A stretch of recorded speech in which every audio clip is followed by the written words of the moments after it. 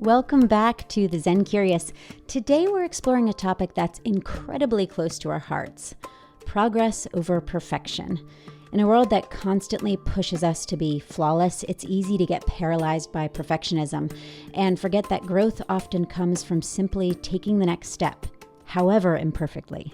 So in this episode, we're peeling back the layers of our own perfectionistic habits, celebrating the beauty in progress, and sharing practical tips to help you move forward with more ease, self-compassion, and joy. Let's dive in. We are back. Welcome to the Zen Curious. Today we are going to be talking about a topic that I think many of us struggle with, and it is this idea of perfection. So how do we embrace progress over perfection? And having come off of recording most of our first season, me in particular, looked back after some of those first episodes before we got into the editing process and was just paralyzed by this perfectionistic tendency that I have, and thinking this, just everything about it was wrong and bad, and I screwed it all up. And then in hindsight, going back and watching it, I was like, this wasn't that bad. We're so cruel to ourselves sometimes, especially as women. I think women more so than men have this idea that we've got to be perfect in everything we do, especially women who tend to be more, I don't know what the word is, like production-based, production focused. Sure. Does that make sense? Yeah. So women who are, and I think a lot of women are, to be honest. But let's dive in. Let's start talking about this idea of progress versus perfection. Yeah. I mean, we've heard it before. It's like, it's not about the destination, it's about the journey. And like you were mentioning, it's like, when did we get this idea that we had to have it perfect in order to get it done? Yeah.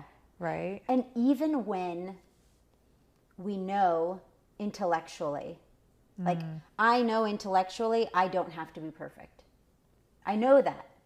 But understanding that in my being, and that I will be loved and accepted if I'm not perfect, that's the harder piece.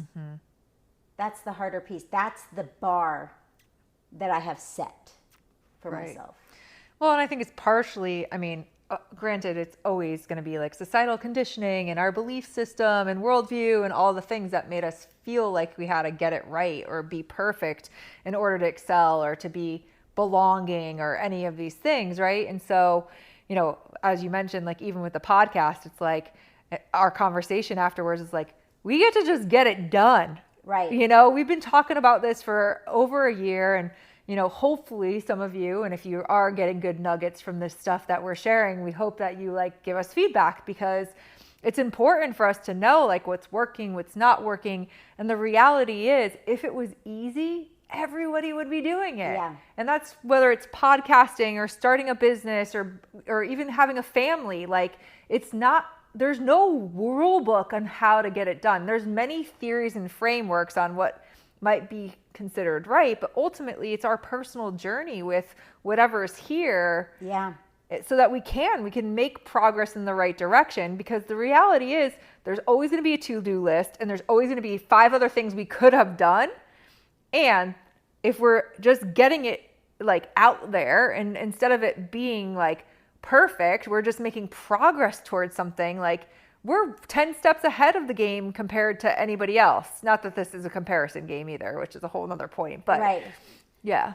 Yeah. And I think that the idea of perfectionism, or the bar that we set for ourselves, this idea keeps us from ever really doing anything, because if you have to be, if you have this idea that you have to be perfect when you do it, then you're not going to do it, or you're going to do it and then you're going to do it and then you're going to be like, oh, I can't put this out into the world. Right. Because yeah, my coach always said, you're getting ready to get ready to get ready to get ready to get ready to get ready to get ready, and you never hit the go button. Right. Right. And so a lot of this, and again, I think this is a little bit about what we talked about, is like, this gets to be a practice. It's not perfection the first time. It's a muscle that we get to build. And like, the more we do, the different conversations show up. We find a different flow. We get to connect with people in different ways. And it allows us to have this aspect of growth. But if we're unwilling to even try because we're not perfect,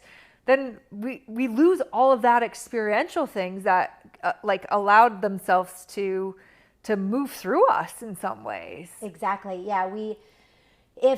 If you have an expectation of yourself that you got to be perfect every time you start something new, I mean, who's going to start something new?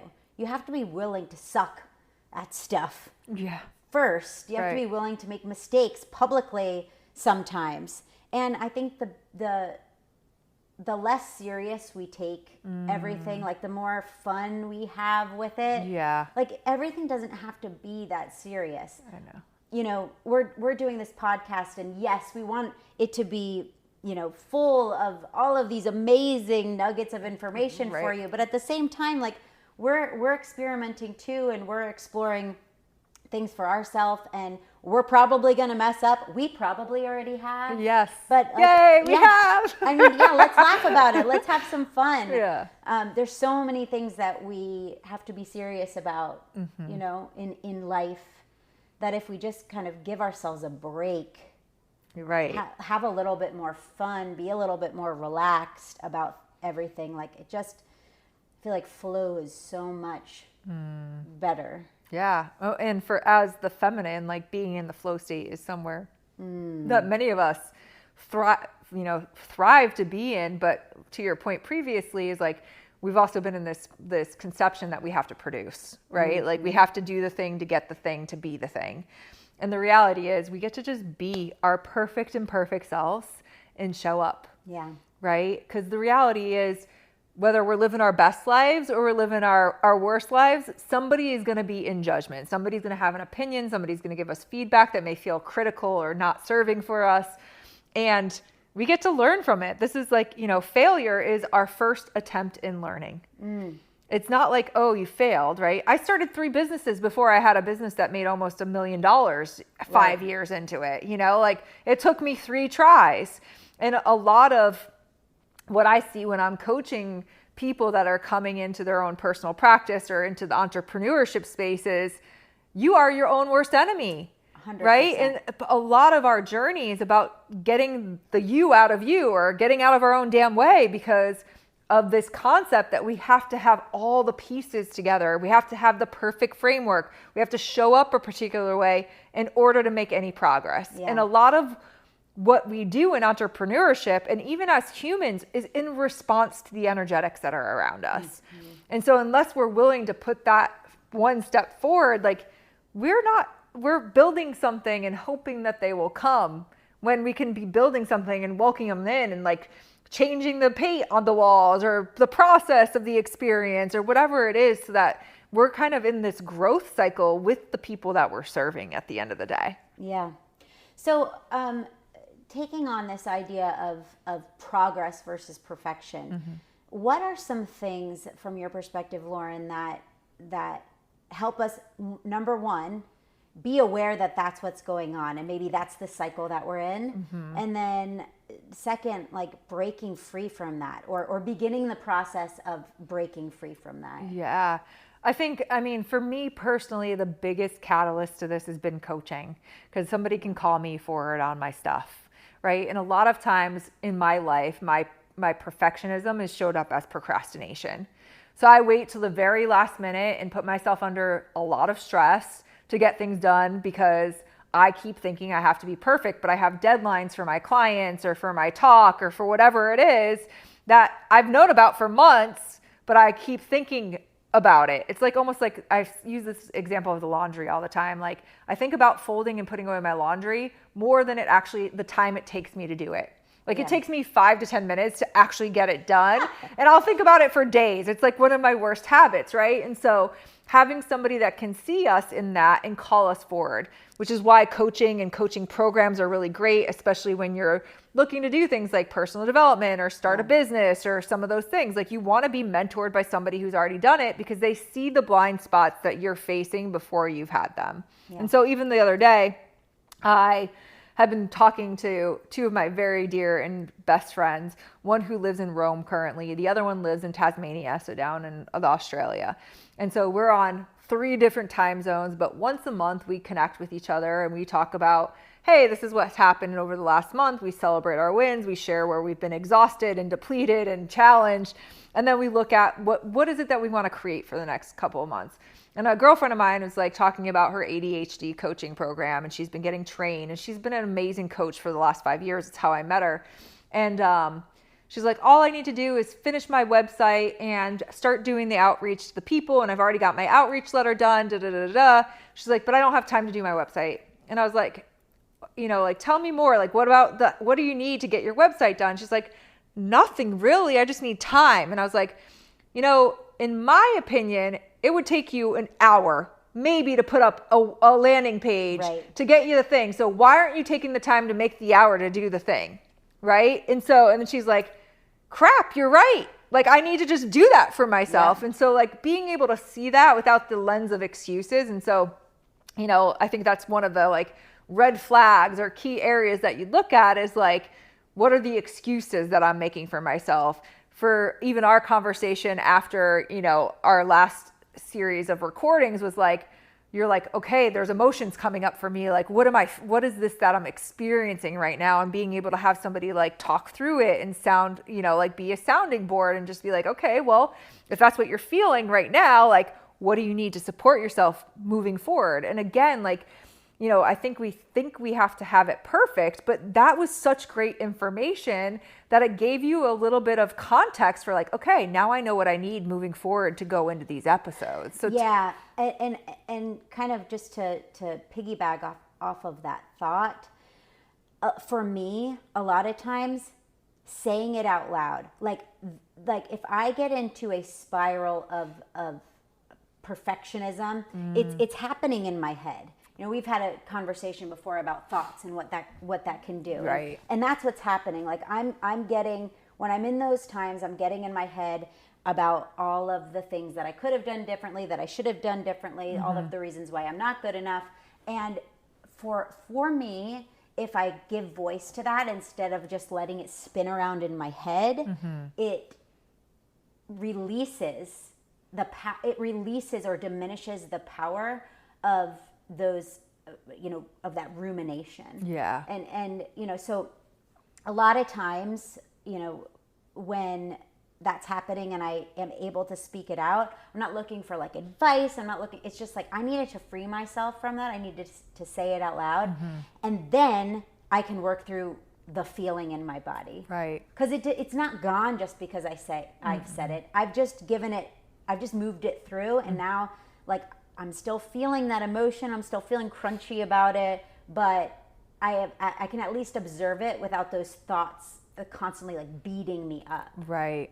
That's the worst part is the beating yourself up part. Right. And so letting it up and out, right? Letting it up and out and through you. And I think that's really like from a coaching perspective, what makes a great coach is somebody who can hold space and not give recommendations. Like in the ICF or International Coaching Federation standards, we are not here to give advice as a coach. We're here to hold the space for you to be able to tap into your inner wisdom and figure it out. Yep. And so for us, it's about being an inquiry enough to be like, okay, well, tell me more about that. Yep. How does that make you feel? Where do you feel it in your body? And now all of a sudden you've got the clues of awareness that are like, oh, here's that thing that's showing up again, and I know what it means, right? And so, it's I spoke to this woman who channels the other day, and she's like, your guides want you to know, it's like, there's not an end point. Like you don't get somewhere and you win, right? So it's like, perfection's not the end point.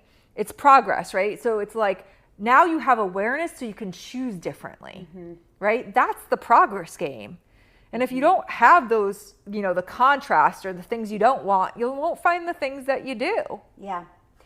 When I think about my battle with perfectionism, a lot of it revolves around the fear of not being accepted, Sure, or of being rejected, abandoned. And I came across something the other day that was super interesting. It was a TED Talk, and I'll try to find it to link in the show notes.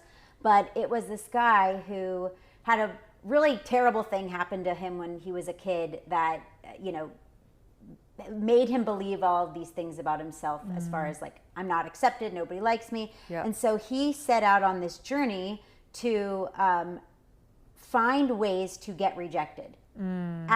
Put himself out in the universe with the purpose of being rejected, to desensitize the brain to the rejection. Oh, wow. So like, go up to a stranger and ask them for $100. Like stuff like he went to a restaurant and asked for a burger refill.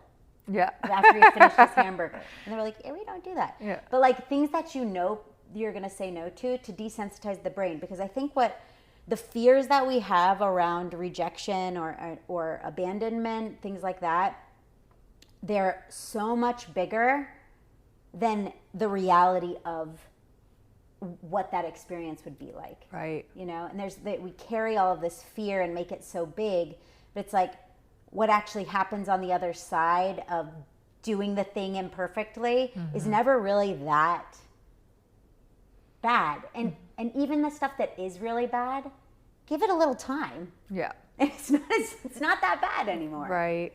Yeah, I love that you shared that. I think Alex Hormozy said, like, fear is a mile wide and an inch deep. It's just about going into that inch deep. And like you said, there may be some residual effects because there's trauma, or like, that's still in the body that it may initiate or ignite. But obviously after doing it for a while, like, I can totally relate to that. I definitely have my own stuff around rejection, and that comes up for me quite often. Right. And so it doesn't go away. It just allows you to have greater awareness and resilience with it. Right. Right. And so even, I did a personal development workshop with Preston Smiles and Alexi Panos.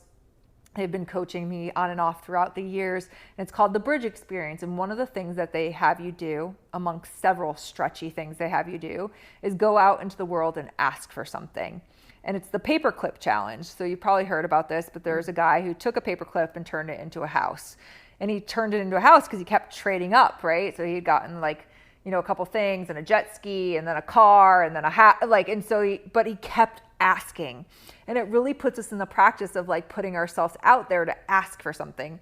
Now, I think I got somebody to buy me a Starbucks, ridiculous. Some other girl got $300 worth of skincare, but people were willing to actually help people trade up. And so we get to find this resiliency and that supports us to make this progress, right? We get to be our own cheerleader in essence and be like, yes, you failed. Yes, you did it. Great job, right?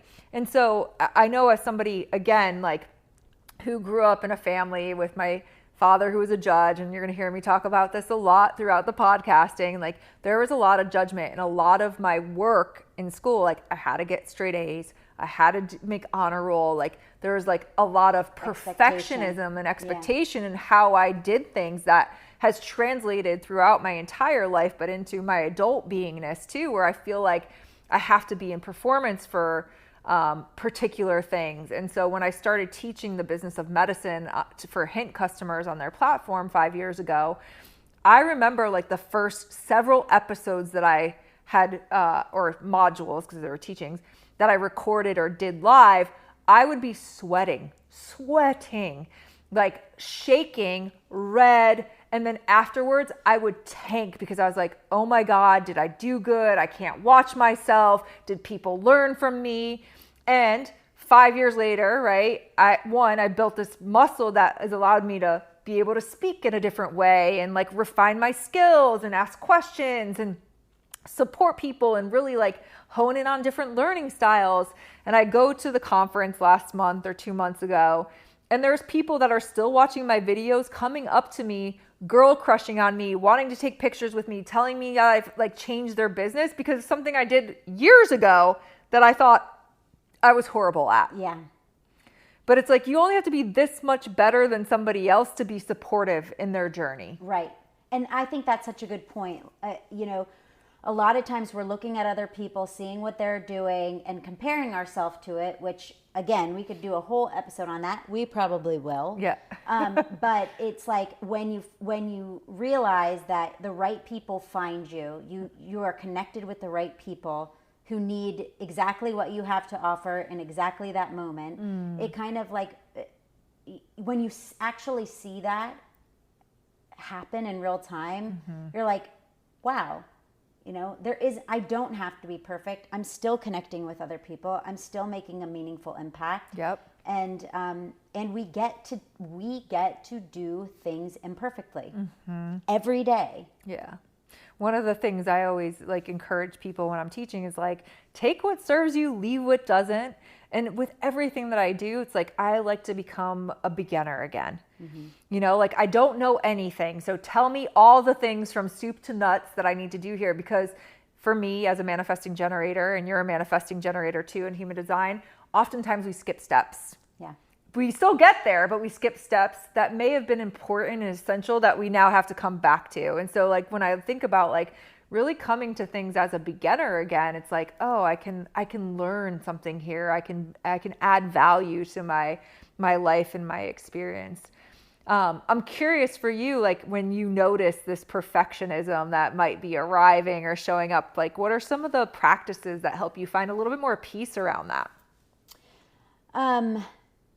I was thinking about something right before you asked me that question, and I think it kind of goes nicely with that because it's not necessarily a practice that I use, but it's a teacher. Yeah. And it's my kids. I notice my perfectionism a lot with my kids in the expectations that I have of them. And so, it could be something like a school project where they got to color something. And I mean, they're older now, but like back when they were younger, they got to color something. And I'm like, I noticed myself like being like, oh, let me get it. Like constantly like that.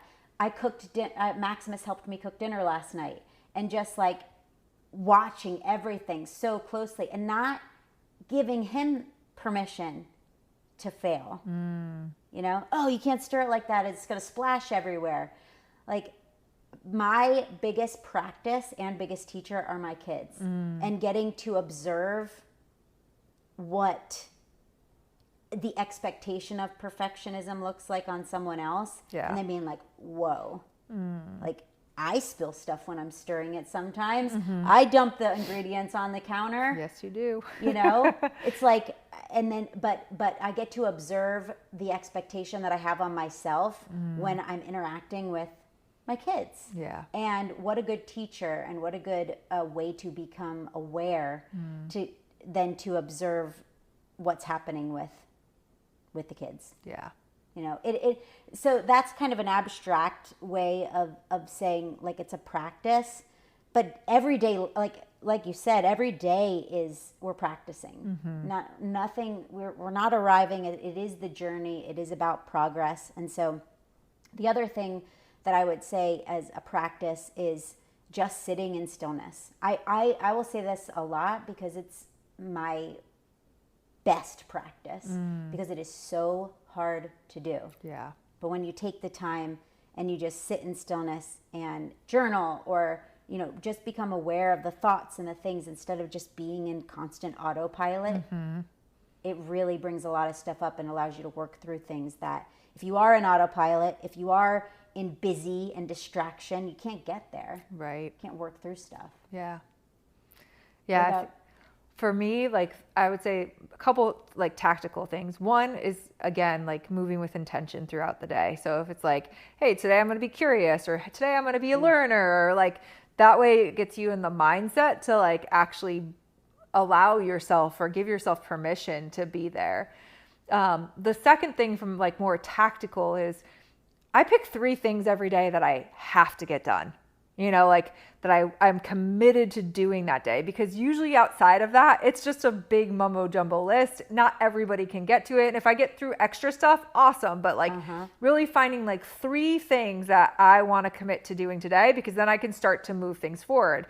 We know consistency is key in progress, right? You think about it. If we go to the gym, can't go to the gym one time and get muscles. If I start going consistently, all of a sudden we start to see the muscles build. Right. And this is what really starts to move the needle towards progress, right? And so if I can pick 3 things every day that I'm going to tackle, and again, if I get more than that, awesome. If not, I can like give myself a win for the day because I got those 3 things done, which leads to the last piece. And maybe I'll have one more, but is actually, and this is where a lot of my work gets to get done, is acknowledging myself for what I did and celebrating that I did something. Because a lot of times it's like more. And we don't, and for me, especially like right now, I'm freaking out. I'm going in the jungle. I need to make sure I've got clients on the back end. It's like do. And it's like, Lauren, set yourself up. Like, you're going to the jungle for 2 weeks. You got to take time off of work. You're getting everything done. Like, you've planned it out. Like, and I'm not taking like inventory to actually acknowledge and celebrate myself, so that I'm like, yes, what you're doing is working. What you're doing is working. So that way, as you mentioned earlier, like the fear starts to dissipate because now I'm on a winning cycle. Yeah. And I think a lot of times that we overlook all these like small little steps that are wins for us because we want it to be gigantic. We want it to be numbers in the bank. We want it to be, a new car or whatever it is, like, but we miss like, oh my gosh, I said I was going to do 3 things and I trusted myself to do those 3 things and I got those 3 things done, right? It's like, celebrate that. Or I applied for my business license, or I got my website live. Like, those are all celebratory moments. Just because they're not bringing millions of dollars in the bank doesn't mean that we can't acknowledge the work that we're doing on an everyday basis. Yeah. What you just said reminded me of two things that I do when I'm being aware of my perfectionist tendencies and trying to do something different. So similar to what you were just saying, instead of a to-do list, the accomplishment, this is what I did today. Instead of making a list of all the things I have to do, like, oh, look at this list of things I did today. Yes. I'm so wonderful. And then the other thing is setting dates with myself. I read this book called The Artist's Way. If you're a creative, you may have heard of this book, Julia Cameron. And one of the assignments or things that you're supposed to do is once a week you take yourself on a date with no one else. You go, whether that's out to lunch or roller skating or something fun. The sole purpose is to go have fun. And through that process, like, I have allowed myself to be more creative and play, and make, like, when the pressure's off, like when you don't have someone else that you're trying to impress or get kudos for, and you're just doing it for you, it relieves so much pressure, and you're able to have fun and see what that looks like, and a lot of my dates end up being like art projects. I'm like, I'm gonna go get these supplies and do this art thing, and it's usually a mess because I'm not an artist. But it's so fun to do, and it allows me to be out of that perfectionistic experience or mindset. Yeah. Beautiful. I love that. I mean, I think that hits the nail on the head. It's like, go out, celebrate, enjoy, because a lot of times, we talk about energy is everything, and what we focus on grows.